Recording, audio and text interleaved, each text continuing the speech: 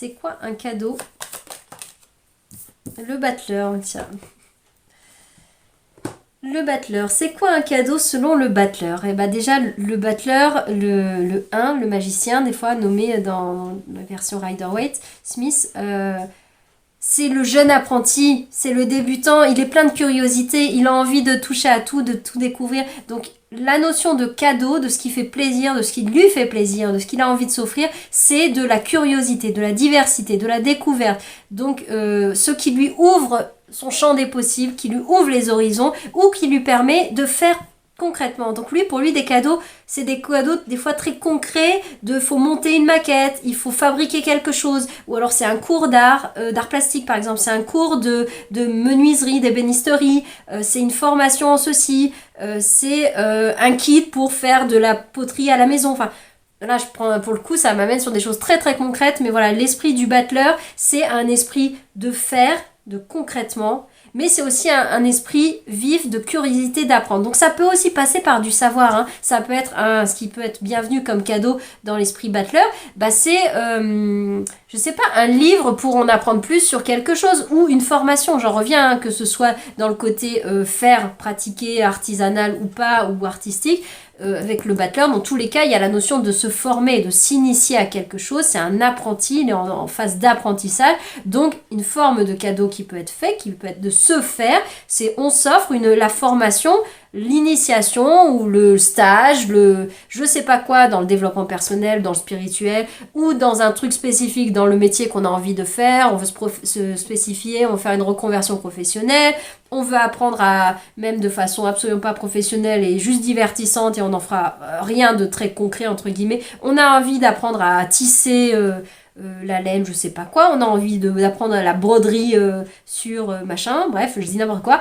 On veut apprendre quelque chose de très spécifique et ben voilà, c'est s'offrir ce genre de cadeau. C'est un cadeau touche à tout aussi, hein. C'est aller s'offrir ce genre de choses là. Voilà, alors qu'est-ce que les oracles vont pouvoir nous rajouter avec ce battleur en cadeau? Oui, voilà, ouvrir ses horizons. La curiosité, l'ouverture d'esprit, le champ des possibles, le multiple. Et en plus, c'est le 11, hein, 2 fois le 1. On y est dedans. Et derrière, il y a le 10, donc il y a le 1 quand même. Il veut bien apprendre, il veut bien persévérer. Ça peut être éphémère, comme ça peut être plus un cadeau de durée, hein. On s'offre à soi peut-être une formation qui dure...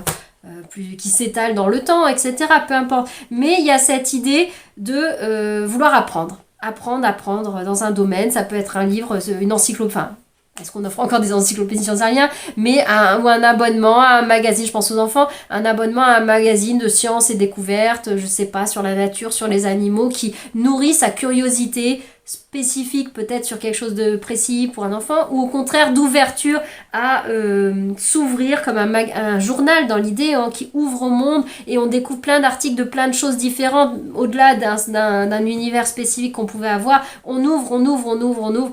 Voilà, c'est l'idée avec le battleur. Alors, quel genre de cadeau peut être dans l'esprit du battleur avec l'oracle Poésis? Non, là, il y en avait 2. Alors, c'est quelque chose qui sollicite le corps, qui met le corps en mouvement, ou en tout cas, c'est moins intellectuel que pratique, en tout cas. Et même s'il y a une phase d'apprentissage théorique, il est très important, c'est vraiment l'essence du battleur, que ce soit aussi accompagné de la pratique, de la mise en mouvement. Et ça passe par le corps, hein, de la mise en pratique. Et même si c'est une pratique spirituelle, énergétique, etc., ça doit être vécu dans le corps, ça doit être incarné, ça doit être expérimenté. On s'entraîne, on fait des expériences, on le pratique. Ou alors, même si c'est pour soi, on pratique le soin au quotidien. On l'intègre dans sa vie quotidienne, donc dans sa pratique. Ça doit être très habité, très corporel, hein, avec l'idée du battleur. Je vais rajouter une petite carte de petit bonheur. Alors, qu'est-ce qu'il veut se dire en plus avec le battleur sur cette notion de cadeau que l'on peut se faire avant tout à soi? Ça pourrait être quoi ce genre de cadeau? Se perdre pour se trouver. Là, justement, c'est le côté ne pas avoir peur d'aller se perdre dans le sens de se disperser.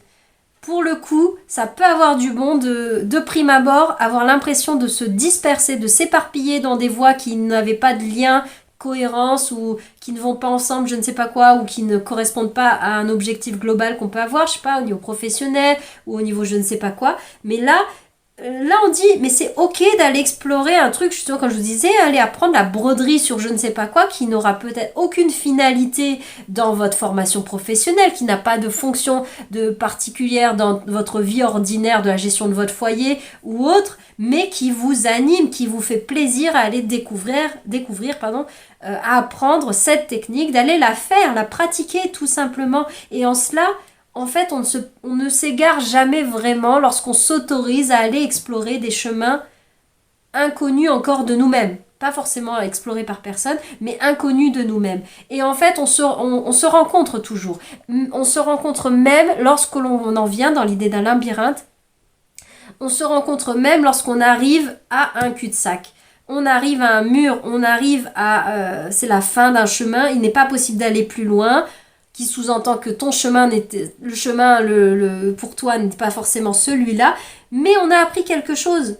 Il y avait une autre carte dans un autre tirage de cette aura qui était sortie qui nous parlait des échecs qui n'en étaient pas. Ce ne sont jamais des échecs, c'est toujours des apprentissages. Mais ça, c'est vraiment l'essence du battleur. On apprend par essai-erreur, mais c'est parce qu'on fait qu'on apprend. C'est pas parce qu'on est passif à ne pas expérimenter. Quand on ne tente pas, on ne risque pas d'apprendre. Et on ne risque pas d'apprendre notamment de ces chemins de traverse, des endroits où on est allé et pour finalement se rendre compte que ça ne nous correspondait pas ou plus. Et donc de rebrousser chemin ou de prendre une autre direction. Et tout est juste. Et tout ça, peut-être même qu'avec le temps, bien longtemps après, on se rendra compte. Mais j'avais l'impression que quand j'avais commencé à apprendre telle chose, ça ne m'avait servi à rien, c'était juste un truc comme ça et ça n'avait pas d'objectif mesurable, quantifiable, performant en tout cas, pratico-pratique dans la matière à cette époque. Mais je me rends compte maintenant que les compétences que j'ai développées dans cette formation, dans cette initiation, ou alors la découverte de l'univers professionnel dans lequel ça s'inscrit, eh bien ça me sert maintenant dans un autre milieu professionnel, dans la passion, dans le chemin que je suis en train d'employer, où je sens que là je suis vraiment en phase avec ce que je suis, et ça n'a rien à voir avec cette voie que j'avais commencé à emprunter, mais par contre, j'ai développé une habilité avec tel outil, les outils du battleur, j'ai appris à utiliser ce logiciel, et en fait ça me sert maintenant autrement pour mon autre vie.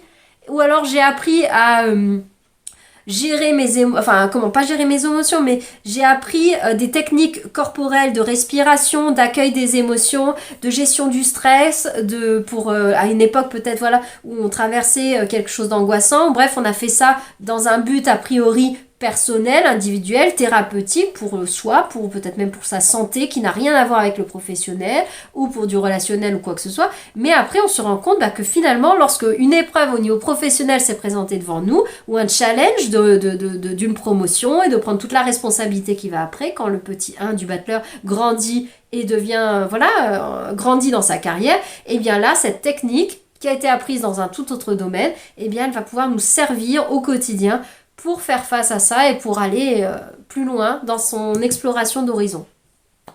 Voilà, avec l'énergie du battleur, ce qui pouvait ressortir de cette notion de cadeau, de présent,